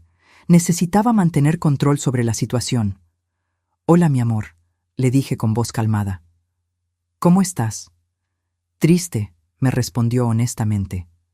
«Te extraño mucho. ¿Por qué te fuiste sin decirme?» La pregunta me quebró el corazón, pero sabía que necesitaba darle una respuesta que pudiera entender. «Mi amor», le dije arrodillándome para quedar a su altura a través de la reja. A veces, los adultos cometen errores que lastiman a otros adultos. Cuando eso pasa, la persona lastimada tiene que ir a un lugar donde pueda sanar y sentirse mejor. Emilio me miró con esos ojos grandes e inteligentes. «¿Mis papás te lastimaron?» «Sí, mi amor», le dije honestamente. «Pero no lo hicieron queriendo. A veces las personas hacen daño sin darse cuenta». «¿Y ya te sientes mejor aquí?» «Sí, mi amor». Aquí me siento muy bien. Miguel se había mantenido en silencio durante esta conversación, pero pude ver en su cara que cada palabra le dolía. Era bueno que doliera. Significaba que realmente estaba entendiendo las consecuencias de sus acciones. «Mamá», me dijo finalmente, «Emilio ha estado preguntando por ti todos los días. La psicóloga de su escuela dice que está pasando por un proceso de duelo. Necesitaba verte para entender que estás bien, que no desapareciste para siempre». Era inteligente de parte de Miguel traer a Emilio. Sabía que yo no podría ser fría con mi nieto como podía serlo con él. Abrí la reja y dejé que Emilio me abrazara. Su abrazo fue intenso, desesperado, como si tuviera miedo de que me fuera a ir otra vez. «¿Puedo ver dónde vives ahora?», me preguntó. «Claro, mi amor», le dije, y lo tomé de la mano para llevarlo adentro. Miguel nos siguió en silencio. Dolores y Carmen estaban en la cocina preparando el almuerzo, y cuando vieron a Emilio, inmediatamente lo recibieron con cariño. «¿Tú eres el nietecito de Esperanza?», le preguntó Carmen. «¡Qué guapo eres!». Emilio se sintió cómodo, inmediatamente con mis hermanas. Carmen le enseñó cómo alimentar a las gallinas, y Dolores le explicó cómo crecían los diferentes árboles frutales del jardín. El niño hizo 1000 preguntas. ¿Por qué las gallinas ponían huevos de diferentes tamaños? ¿Por qué los limones eran amarillos pero los nopales eran verdes? ¿Por qué la casa olía diferente a la suya? Mis hermanas respondieron cada pregunta con paciencia y cariño, y pude ver cómo Emilio se relajaba poco a poco. Durante el almuerzo, quesadillas hechas con queso fresco del pueblo y quelites del jardín, Emilio me contó sobre su vida en 1900 en la ciudad. «La casa está muy callada sin ti, abuela», me dijo. «Mi papá ya no pone la televisión tan fuerte, y mi mamá ya no canta cuando cocina». Esos detalles me dolieron más de lo que esperaba. Era evidente que mi ausencia había cambiado la dinámica familiar de maneras que yo no había anticipado. No solo habían perdido mis servicios, habían perdido la alegría que yo traía a la casa.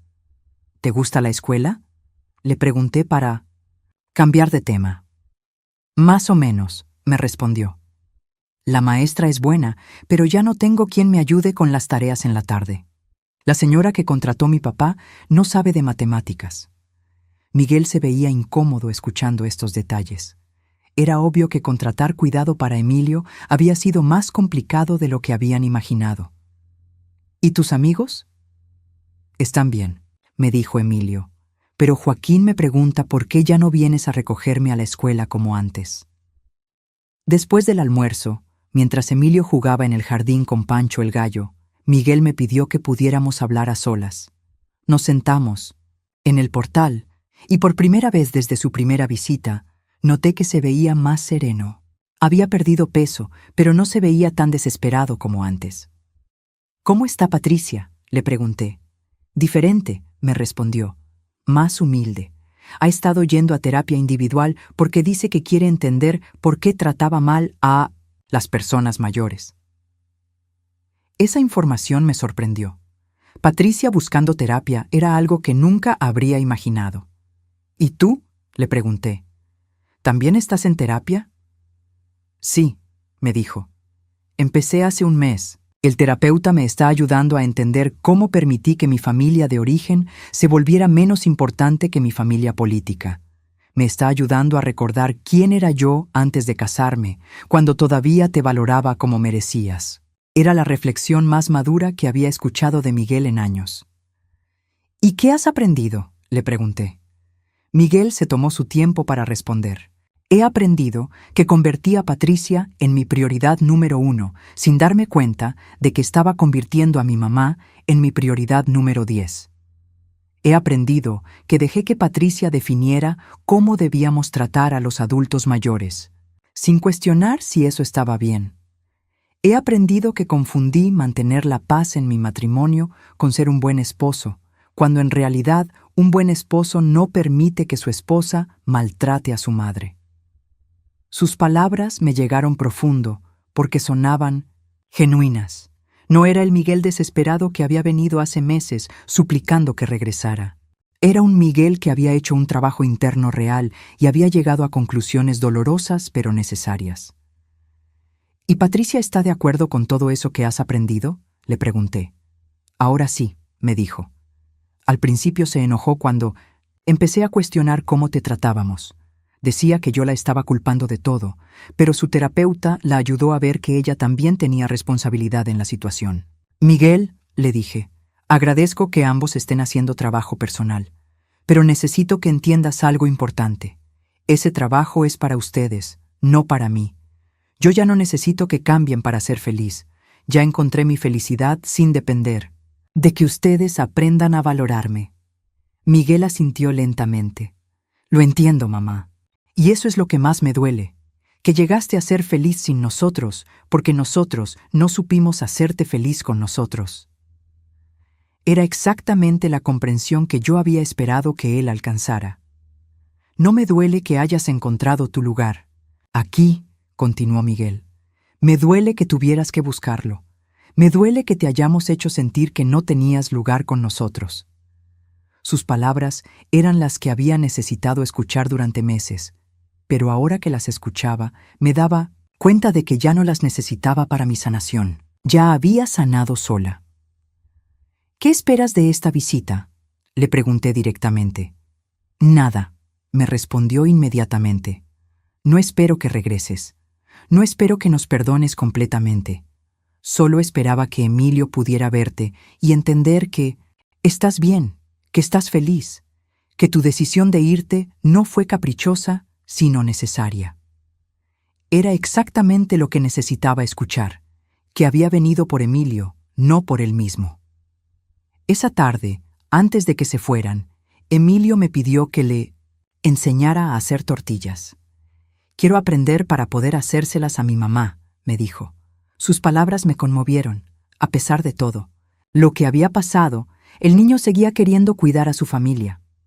Carmen le enseñó paso a paso cómo amasar la masa, cómo formar las bolitas, cómo extenderlas con el rodillo. Emilio se concentró intensamente en cada movimiento, como si fuera lo más importante del mundo. «Abuela», me dijo mientras trabajaba con la masa, «¿puedo venir a visitarte otra vez?»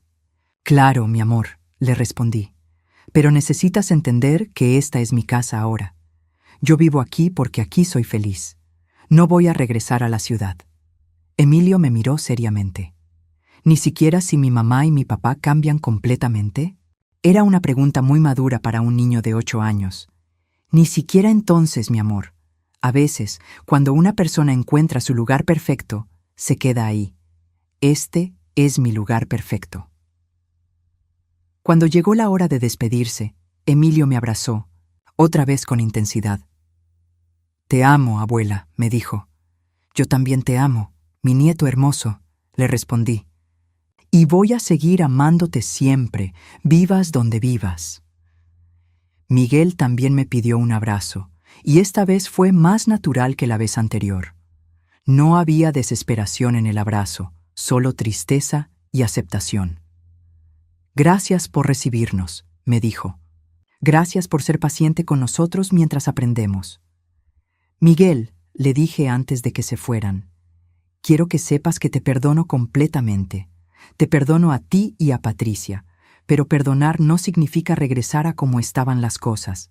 Antes, significa que ya no cargo rencor, pero sí cargo sabiduría». Miguel asintió. «Lo entiendo, mamá, y quiero que sepas que respeto tu decisión. Vamos a seguir trabajando en ser mejores personas, no para recuperarte, sino porque es lo correcto». Después de que se fueron, me senté en el portal con mis hermanas a procesar la visita. «¿Cómo te sientes?», me preguntó Dolores. «Triste, pero tranquila», le respondí. «Triste porque vi que Emilio realmente me necesita, pero tranquila porque sé que hice lo correcto para mí». Carmen agregó, «Se nota que Miguel sí cambió. Ya no es el mismo hombre desesperado que vino la primera». «¿Ves? Tienes razón», le dije, «pero cambió demasiado tarde para cambiar mi decisión. Ya encontré mi paz aquí». Esa noche escribí en mi cuaderno sobre la visita. Escribí sobre la tristeza de ver a Emilio confundido, sobre la satisfacción de Ver a Miguel realmente arrepentido, sobre la paz de mantenerme firme en mi decisión a pesar de las emociones difíciles. Escribir me ayudó a clarificar mis sentimientos y a reafirmar que había tomado la decisión correcta. 2 semanas después de esa visita, recibí una carta certificada de la Ciudad de México. Era de Patricia, escrita a mano en papel bonito. La carta era larga y detallada, contándome sobre su proceso en terapia, sobre las cosas que había descubierto sobre sí misma, sobre lo arrepentida que estaba de haberme tratado mal. Señora Esperanza, escribía, he entendido que mi comportamiento hacia usted venía de mis propios miedos e inseguridades.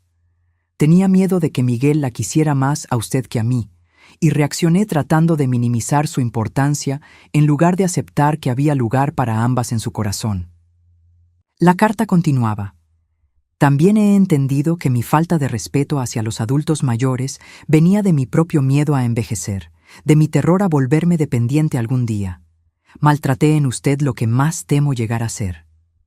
Era una reflexión sorprendentemente profunda viniendo de Patricia. La carta terminaba diciendo, no le escribo para pedirle que regrese. Entiendo que esa decisión es suya y que tiene derecho a vivir donde sea más feliz.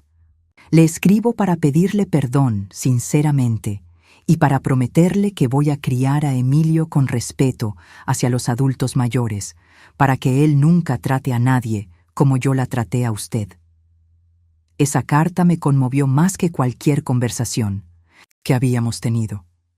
Era evidente que Patricia había hecho un trabajo interno genuino y había llegado a conclusiones que requerían verdadera humildad. Le escribí una respuesta corta pero cálida, agradeciéndole su honestidad y asegurándole que la perdonaba completamente.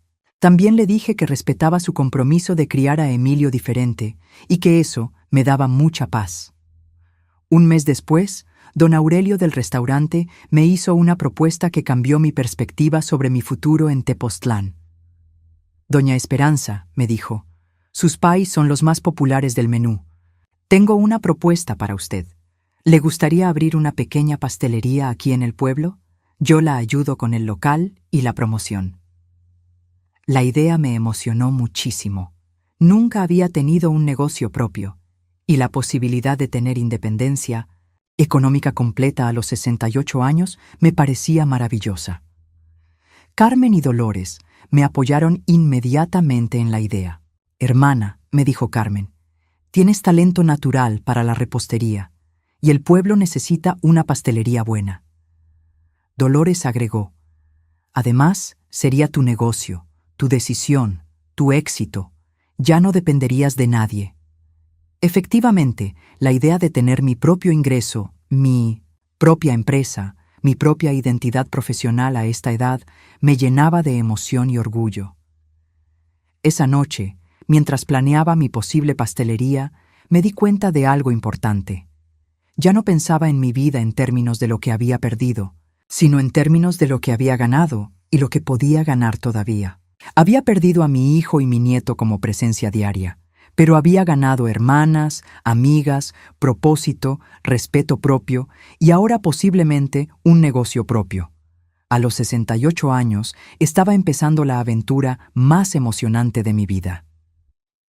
Al día siguiente llamé a Miguel para contarle sobre la oportunidad de la pastelería. Mamá, me dijo con genuina emoción, ¡qué maravilloso! Estoy muy orgulloso de ti. Su reacción me confirmó que realmente había cambiado. El Miguel anterior habría estado preocupado porque una pastelería me haría quedarme definitivamente en Tepoztlán. Este Miguel nuevo estaba feliz por mi éxito independientemente de cómo afectara sus propios deseos.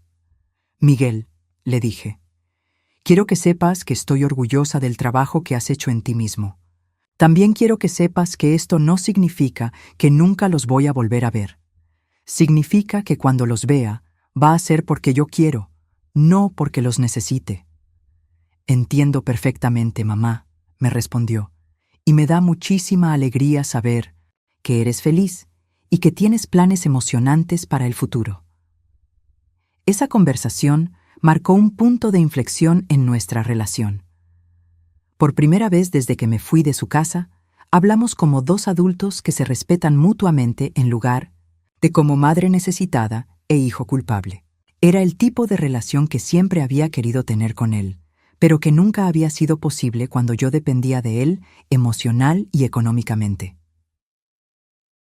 3 meses después, abrí Dulces de Esperanza, mi pequeña pastelería en el centro, de Tepoztlán. El local era chiquito, pero acogedor, con 3 mesas para que la gente pudiera sentarse a tomar café con pay. Carmen se asoció conmigo para manejar las bebidas calientes mientras yo me enfocaba en los postres. Dolores nos ayudaba con la contabilidad y las compras de ingredientes. Era un negocio familiar en el mejor sentido de la palabra. El día de la inauguración recibí una sorpresa hermosa. Miguel, Patricia y Emilio llegaron temprano en la mañana con flores y un letrero que decía: «Felicitaciones a la empresaria, más valiente que conocemos». Patricia me abrazó con lágrimas en los ojos. «Señora Esperanza», me dijo, «estoy tan orgullosa de usted. Usted es la prueba de que nunca es demasiado tarde para empezar de nuevo». Miguel agregó: «Mamá, eres una inspiración. A los 68 años estás construyendo algo completamente nuevo». Emilio estaba fascinado con la pastelería. «Abuela», me dijo, «¿puedo decirles a mis amigos de la escuela que mi abuela tiene una pastelería?» «Por supuesto, mi amor», le respondí. «Y cuando vengas de visita, puedes ayudarme a atender a los clientes». Sus ojos se iluminaron con la posibilidad. Era hermoso ver cómo había encontrado una forma de ser parte de mi nueva vida sin tener que regresar a la anterior. Esa noche, después de cerrar la pastelería en mi primer día de trabajo, me senté en el portal con mis hermanas a celebrar. «¿Te imaginas?», me dijo Carmen, «que hace un año estabas viviendo en un cuartito de servicio sintiéndote como una carga y ahora eres dueña de tu propio negocio?» Era increíble pensar en todo lo que había cambiado. No solo había recuperado mi dignidad, había descubierto talentos y posibilidades que nunca supe que tenía. El mejor regalo que me dieron Miguel y Patricia, le dije a mis hermanas, fue hacerme la vida tan imposible que tuve que irme. Si me hubieran tratado medianamente bien, nunca habría descubierto todo esto. Dolores se rió. «A veces las bendiciones vienen disfrazadas de tragedias», Carmen agregó, «y a veces necesitamos que nos empujen para descubrir que podemos volar». Esa noche escribí en mi cuaderno: «Hoy inauguré mi pastelería. A los 68 años me convertí en empresaria, pero más importante que eso, a los 68 años me convertí en la mujer que siempre pude ser, pero que nunca me atreví a ser». A veces, el final más hermoso empieza con el adiós más doloroso. Un año después de abrir Dulces de Esperanza, mi vida había encontrado un ritmo que jamás imaginé posible. Cada mañana despertaba no con el sonido de un despertador, sino con el canto de los censontes que habían hecho su nido en el árbol de aguacate frente a mi ventana. Era como si hasta los pájaros supieran que esta casa era un refugio de paz. Me levantaba sin prisa, sabiendo que el día me pertenecía completamente. Cada decisión, cada momento, cada respiración era mía. La pastelería se había convertido en algo más que un negocio. Era el corazón social del pueblo. Los maestros de la escuela primaria venían por las tardes a tomar café y platicar sobre sus alumnos. Las señoras del mercado pasaban los sábados a comprar pies para las fiestas familiares. Los turistas que visitaban Tepoztlán los fines de semana descubrían mis flanes de coco y regresaban semana tras semana. Pero lo que más me llenaba de orgullo era ver cómo don Aurelio había tenido razón. El pueblo realmente necesitaba un lugar donde las personas pudieran sentarse tranquilamente a saborear algo dulce y conversar sin prisa. Carmen y yo habíamos perfeccionado nuestra sociedad. Ella se encargaba de las bebidas, café de olla, chocolate caliente, aguas frescas de temporada, mientras yo me especializaba en los postres. Habíamos agregado nuevos productos, empanadas de piña, conchas rellenas de crema, y mi creación, más popular, un pastel de 3 leches con un toque de vainilla que había sido receta de nuestra mamá. Dolores manejaba las finanzas con precisión de contador, y había logrado que tuviéramos suficientes ganancias para hacer mejoras al local y aún así ahorrar para el futuro. Mis hermanas y yo habíamos desarrollado una rutina doméstica que fluía como agua. No había tensiones sobre quién hacía qué, ni reproches velados sobre contribuciones desiguales. Cada una tenía sus fortalezas y las compartía naturalmente. Dolores era madrugadora y se encargaba de las tareas que requerían energía temprana. Carmen era organizada y mantenía la casa funcionando como reloj. Yo aportaba la creatividad culinaria y la conexión social que había desarrollado en la pastelería. Los jueves por la tarde, nuestro grupo de la tercera edad de la parroquia se había convertido en algo muy especial. Doña Consuelo había insistido tanto en que escribiera mi historia que finalmente decidí leerles algunos capítulos. La respuesta fue abrumadora. «Esperanza», me dijo doña Remedios después de escuchar sobre mi experiencia en casa de Miguel. «Esa historia podría ayudar a muchas mujeres que están pasando por lo mismo». Don Aurelio agregó, «y podría ayudar a hijos adultos a entender el daño que causan cuando no valoran a sus padres». Fue doña Consuelo quien me sugirió contactar a su nieta Cristina, que trabajaba en una editorial pequeña de Cuernavaca. Ella publica historias reales de mujeres mexicanas, me explicó. Libros que hablan de experiencias auténticas que otras mujeres necesitan leer. Al principio la idea me daba miedo. ¿Quién era yo para escribir un libro? ¿Qué tenía que decir que fuera tan importante? Pero mientras más lo pensaba, más me daba cuenta de que mi historia no era solo mía. Era la historia de miles de mujeres mayores que habían sido invisibilizadas por sus propias familias. El proceso de convertir mis cuadernos en un manuscrito real fue más difícil de lo que esperaba. Cristina vino a visitarme varias veces para ayudarme a organizar los capítulos, a clarificar algunas partes y a agregar contexto que pudiera ser útil para otras lectoras. «Señora Esperanza», me dijo durante una de estas sesiones, «su historia es poderosa porque muestra que nunca es demasiado tarde para defenderse, nunca es demasiado tarde para exigir respeto y nunca es demasiado tarde para empezar una nueva vida». Mientras trabajaba en el libro, también recibía visitas regulares de Miguel, Patricia y Emilio. Habían establecido una rutina de venir un sábado al mes, y estas visitas se habían vuelto genuinamente placenteras. Miguel ya no venía con la desesperación de alguien que quiere recuperar algo perdido. Venía con la serenidad de alguien que ha aceptado las consecuencias de sus acciones y está enfocado en construir algo nuevo. Patricia había cambiado tan dramáticamente que a veces parecía una persona completamente diferente. Se interesaba genuinamente en mi negocio, me preguntaba sobre mis amigas del pueblo y trataba a mis hermanas con respeto y cariño real. Pero era con Emilio con quien había desarrollado la relación más hermosa. Mi nieto, ahora de 9 años, había aprendido a ver nuestras visitas mensuales como aventuras especiales. Llegaba con 1000 preguntas sobre la pastelería, sobre las gallinas, sobre las plantas del jardín. Había empezado a ayudarme genuinamente en la cocina y tenía talento natural para la repostería. «Abuela», me dijo un sábado mientras batíamos claras para un merengue, «cuando sea grande quiero tener una pastelería como la tuya». «¿Y por qué esperar a ser grande?», le respondí. «Puedes empezar a aprender ahora». Esa conversación me dio una idea. Le propuse a Miguel y Patricia que Emilio pasara las vacaciones de verano conmigo en Tepoztlán, no como visitante, sino como mi asistente oficial en la pastelería.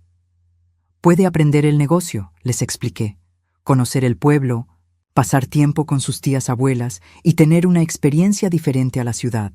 La propuesta los emocionó. «Sería maravilloso para él», dijo Patricia. «Y nos da mucha tranquilidad saber que estaría con usted, aprendiendo valores que nosotros no supimos enseñarle antes».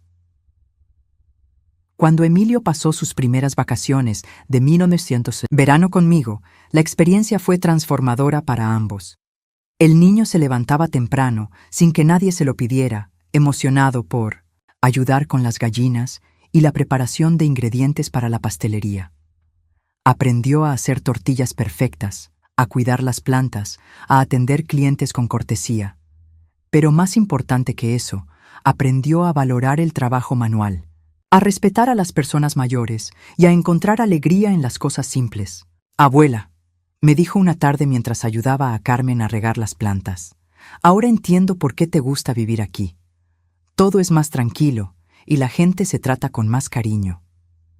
Sus palabras me llenaron de satisfacción porque significaban que estaba aprendiendo lecciones que irían mucho más allá de las vacaciones. Al final del verano, cuando llegó la hora de regresar a la ciudad, lloró genuinamente.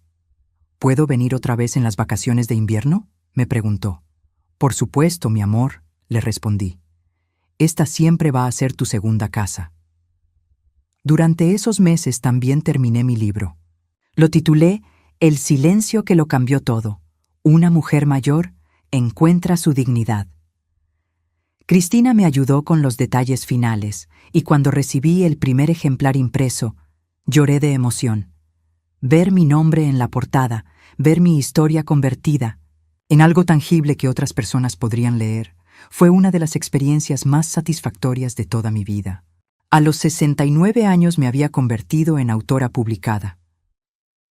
La presentación del libro se hizo en la Biblioteca Municipal de Tepoztlán un viernes por la tarde. No esperaba mucha gente, pero el salón se llenó completamente.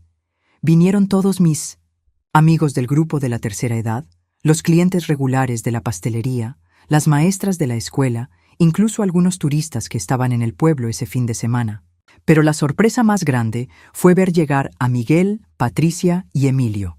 Se sentaron en la primera fila y me escucharon leer el primer capítulo con atención y respeto. Este libro, les dije a los asistentes, no es solo mi historia, es la historia de cualquier mujer que alguna vez se sintió invisible, de cualquier persona mayor que fue tratada como carga, de cualquiera que tuvo que tomar la decisión difícil de defenderse a sí mismo, aunque doliera. Después de la lectura, varias mujeres se acercaron a contarme sus propias experiencias. Una señora de Cuernavaca me dijo, «Gracias por escribir lo que muchas hemos vivido, pero no hemos sabido expresar». Un hombre mayor me comentó, «Su historia me hizo reflexionar sobre cómo trato a mi propia madre». Después del evento, Miguel me pidió hablar en privado. «Mamá», me dijo con lágrimas en los ojos, escuchar su historia desde esta perspectiva me hizo entender aún mejor el daño que le causamos, pero también me llenó de orgullo ver en lo que se convirtió. Usted tomó nuestro rechazo y lo transformó en fortaleza, en independencia, en inspiración para otros. Sus palabras me conmovieron profundamente porque mostraban que había entendido completamente el mensaje del libro. Patricia también se acercó después de la presentación. «Señora Esperanza», me dijo, «quiero que sepa que he comprado varios ejemplares de su libro. Uno para mi mamá, uno para mi hermana y uno para cada una de mis amigas. Creo que todas las mujeres deberían leer su historia para entender que nunca es demasiado tarde para exigir respeto». Era extraordinario ver cómo Patricia había evolucionado de ser la persona que me había humillado a ser alguien que promovía activamente mi mensaje de dignidad y respeto propio. Los meses siguientes fueron una mezcla hermosa de rutina tranquila y nuevas aventuras. El libro se vendía bien en las librerías de pueblos cercanos y empecé a recibir invitaciones para dar charlas en centros comunitarios y grupos de mujeres. Cada presentación era una oportunidad de conectar con personas que habían vivido experiencias similares, de escuchar sus historias, de aprender que mi experiencia personal tenía resonancia universal. Un día particularmente especial fue cuando recibí una carta de una mujer de Guadalajara que había leído mi libro. «Señora Esperanza», escribía, «su historia me dio el valor que necesitaba para tomar una decisión que había estado posponiendo durante años. Después de leer sobre su experiencia, decidí mudarme de la casa de mi hijo, donde me sentía como estorbo, a un departamento pequeño pero propio. Por primera vez en 5 años, me siento en casa». Esas cartas se volvieron mi mayor recompensa, saber que mi experiencia estaba ayudando a otras mujeres a encontrar su propia fuerza. La pastelería también continuó creciendo. Habíamos agregado una pequeña terraza trasera donde los clientes podían sentarse bajo la sombra de los árboles frutales. Los fines de semana organizábamos pequeños eventos, tardes de poesía, con Doña Consuelo, clases de repostería para niños, reuniones del grupo de la tercera edad. Dulces de Esperanza se había convertido en un centro comunitario informal donde las personas de todas las edades se reunían a compartir no solo postres, sino historias, risas y apoyo mutuo. Mis hermanas habían encontrado también nuevos propósitos en esta etapa de sus vidas. Dolores había empezado a dar clases de cuidado de gallinas a familias que querían empezar su propia granja casera. Carmen había desarrollado un programa de intercambio de recetas con otras cocineras del pueblo, creando un recetario comunitario que preservaba las tradiciones culinarias locales. Las tres habíamos encontrado formas de contribuir al pueblo que nos había acogido con tanto cariño. Una tarde de 1900 octubre, mientras preparaba pay de calabaza para la temporada de Día de Muertos, reflexioné sobre todo lo que había cambiado en mi vida. Hacía exactamente 2 años que había dejado el cuartito de servicio en casa de Miguel. En ese tiempo había establecido un negocio próspero, escrito y publicado un libro, desarrollado amistades profundas, reconstruido mi relación con mi familia sobre bases de respeto mutuo y, más importante que todo eso, había redescubierto quién era yo realmente cuando no estaba definida por las necesidades de otros. Esa noche, como hacía cada viernes, escribí en mi diario personal. Ya no era el cuaderno simple donde había empezado a anotar mis recuerdos. Ahora tenía varios cuadernos elegantes donde registraba mis pensamientos, mis planes, mis reflexiones sobre las experiencias diarias. Hoy me di cuenta, escribí, que la decisión de irme de casa de Miguel no fue solo un escape, fue un renacimiento. A los 69 años estoy viviendo la vida más auténtica que he tenido jamás. El Día de Muertos fue especialmente significativo ese año. Habíamos montado un altar hermoso en la pastelería para honrar a nuestros familiares fallecidos, incluyendo a nuestra mamá, que nos había dejado la casa donde ahora éramos tan felices. Miguel, Patricia y Emilio vinieron para la celebración y por primera vez participaron genuinamente en nuestras tradiciones familiares en lugar de simplemente tolerarlas. Emilio ayudó a decorar el altar. Patricia contribuyó con flores de cempasúchil y Miguel trajo veladoras especiales que había comprado en la Ciudad de México. Durante la cena familiar de esa noche, Emilio me hizo una pregunta que me sorprendió por su madurez. «Abuela, ¿te arrepientes de haberte ido de nuestra casa?» La pregunta hizo que toda la mesa se quedara en silencio. Pensé cuidadosamente antes de responder. «No, mi amor», le dije finalmente.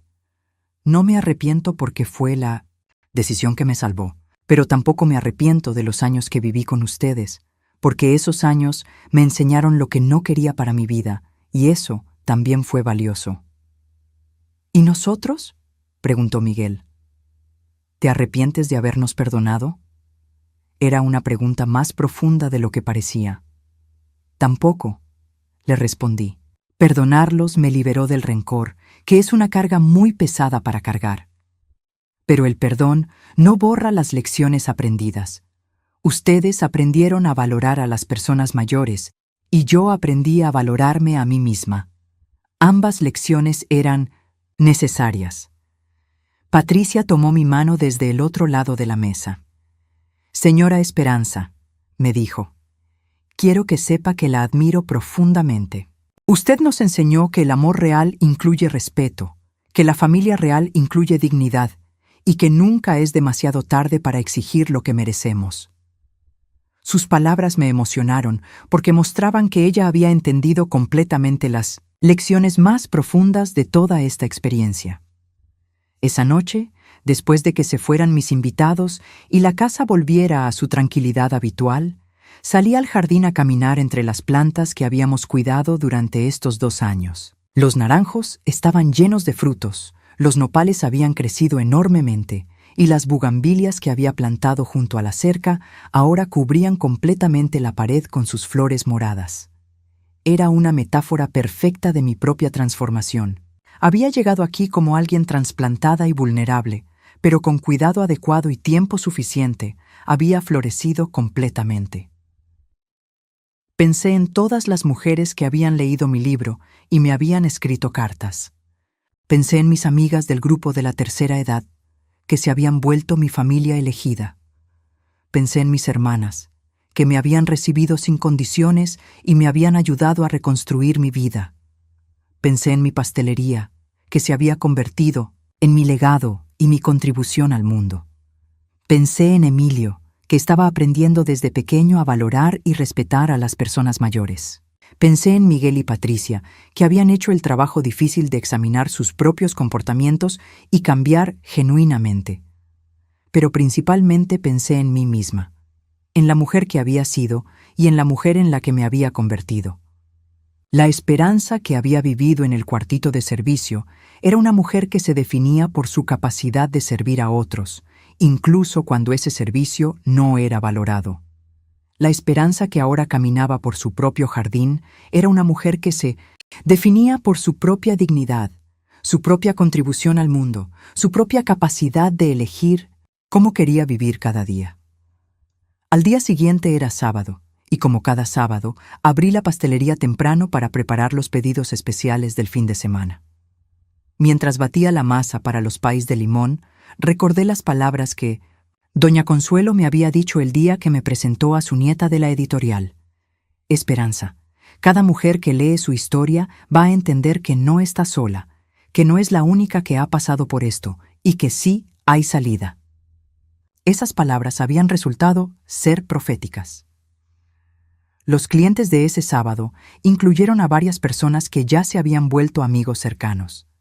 Don Aurelio llegó por su pay de limón semanal y se quedó 1 hora platicando sobre los cambios positivos que había visto en el pueblo desde que abrimos la pastelería.